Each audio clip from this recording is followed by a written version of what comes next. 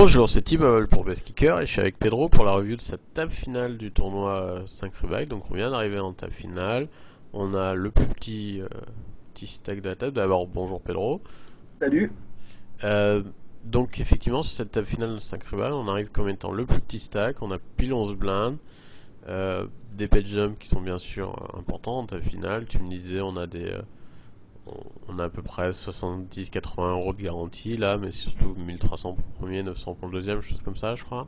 Ouais, c'est dans ces eaux-là, ouais. Donc l'objectif ici, quand on a vraiment un petit stack comme ça, qui a également deux autres petits stacks qui sont à moins de 20 blindes, 10 blindes, c'est objectif double, c'est d'abord d'essayer de gratter un ou deux pet jumps si on peut, c'est-à-dire si on voit qu'il y en a qui sont en leur, tant mieux. Donc on peut éviter de prendre des spots un peu marginaux, c'est-à-dire voilà, mais comme on est quand même vraiment le dernier, il faut pas que ça s'éternise non plus. Et que là, on est quand même très short. On aurait 20 blindes, on pourrait se permettre d'attendre un petit peu et de voir qu'il y en a un ou deux qui sautent et prendre un spot. Là, on va quand même essayer de doubler un petit peu à un moment donné. On n'a pas peur de doubler, mais on essaie quand même de prendre en compte l'ICM. D'accord? Ok. Donc là-dessus, ça c'est un fold, on a rien à faire là-dessus. Ça c'est un fold aussi.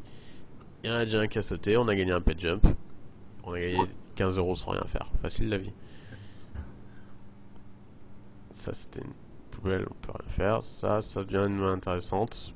Open push, c'est bien. 9 blindes, de toute façon il n'y a pas à réfléchir là-dessus.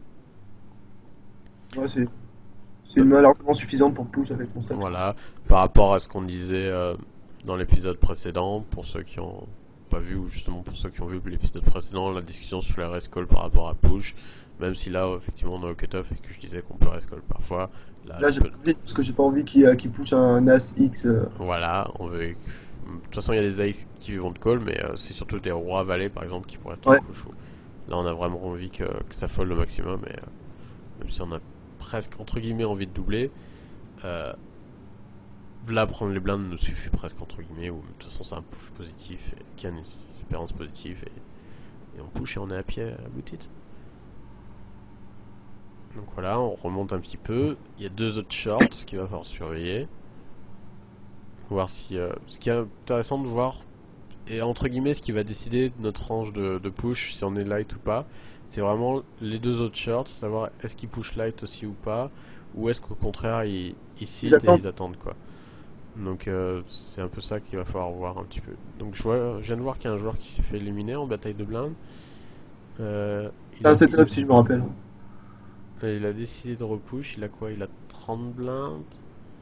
Light quand même. Voilà, c'est pas de bol. C'est un setup.